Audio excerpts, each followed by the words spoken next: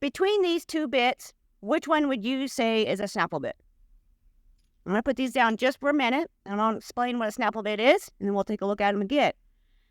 A snaffle bit operates on a direct rein principle, and that means that there is no leverage, zero leverage. Snaffle bits have a 1-to-1 ratio, so if I pick up with an ounce of pressure, the horse only feels an ounce of pressure. So let's look at that again.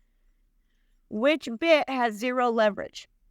It would be this bit right here. So even though this bit has that common mouthpiece that you see in snaffles, that broken mouthpiece, that single joint, this one's the snaffle. This is a shank bit. It works off of leverage. This bit has leverage, okay? So because the snaffle bit is a 1-to-1 ratio, you pick up with a pound, the horse only feels a pound. With a leverage bit, the shanked bit, so this is the purchase. Up here's the purchase, down here is the shank. So this is about a 1-to-2 ratio. So if I was to pick up on that rein with, say, a pound of pressure, the horse would feel 2 pounds of pressure. So with a leverage bit, your aids become amplified. They multiply.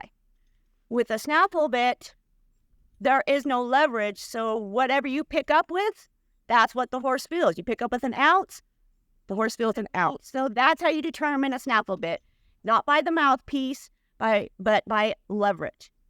So the snaffle is a direct rein bit. It's designed to be used one rein at a time. So it's designed to help us with our lateral work. So in case you don't know what I mean by lateral work, I'll give you a few examples. So you could say a leg yield, half pass, shoulder in. Those are all lateral movements that we do with our horse. So that would be considered lateral work. So now let's talk about how a snaffle bit works. The snaffle only works on the mouth. It's not like a leverage bit where the horse feels pressure in the mouth, on the pole, the chin groove, sometimes even the palate. The snaffle only works on the mouth. So the pressure points are going to be the lips, so the corners of the mouth, the tongue, and the gums on the lower jaw. That's where the horse feels the pressure. So how do you use a snaffle bit? Snaffle bits work off of pressure and release. So for example, if I ask Stella for lateral flexion, I'm going to pick that rein up. I'm going to hold it until she gets off that pressure right there, and then I'm going to release. It's just simple as that, pressure and release. You apply pressure, you hold it, and you wait for that horse to give you the correct answer, and you release. That's simple as that. So pressure motivates or encourages the horse to search for an answer. Release teaches the horse, it lets the horse know that they found the right answer. So it's just about pressure and release. I'm going to pick up on that rein, apply pressure, wait for it to get off that pressure, then I release. That's how you use a snaffle bit, okay? So now let's go over a few common mistakes that you want to try to avoid when using a snaffle bit. Well, any bit, but we're talking about snaffles today. So the first one is incorrect adjustment. So you want to make sure that it's properly adjusted. So this is about a good, it sits pretty comfortably in there with her right now. So you don't want to have it too low. So let me show you too low. So say it was down here. You can see she can get her tongue over it. It's uncomfortable. You're not going to be clear in your communication. And sometimes you can scare a horse. That's too low. Now let's go too high. You see that now she has wrinkles up here.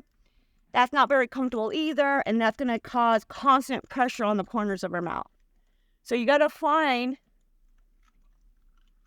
that position. All horses are a little bit different, but I just want it sitting in the corner of her mouth, just like that. And you see her mouth became quieter when she's relaxed, okay? So that's the first one, incorrect adjustment. You don't want it too low, don't have it too high. Your horse will tell you when it's in the correct place. Their mouth will be quiet. They'll have a relaxed jaw, and you can tell they're accepting of that bit. So another common mistake that you should try to avoid when using a snaffle is having rough or heavy hands. Because if you get rough with your hands, if you're heavy-handed, that can cause a horse to become frightened or confused. And if the horse becomes frightened or confused, what they'll do is they'll start ignoring your cues, they'll start evading the bit, they'll start getting heavy themselves. So think of it like this. If you want your horse to respect your hands, you first need to respect their mouth. So don't be heavy-handed, okay? The next mistake that you should try to avoid when using a snaffle bit is misunderstanding or overlooking when a horse is showing you signs of discomfort from that bit. So some signs you want to look for would be head tossing, evading the bit, ignoring your cues, a horse that's constantly opening their mouth or aggressively chewing on that bit.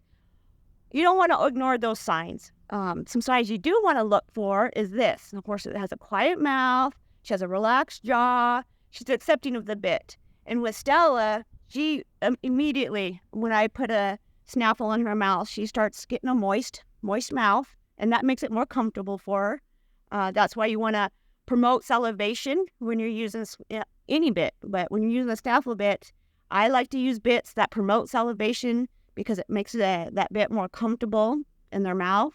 Okay.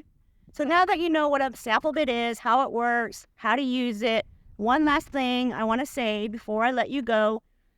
The best riders, they use their bits to speak softly to the horse. So instead of using that bit for commands, they use that bit for suggestions.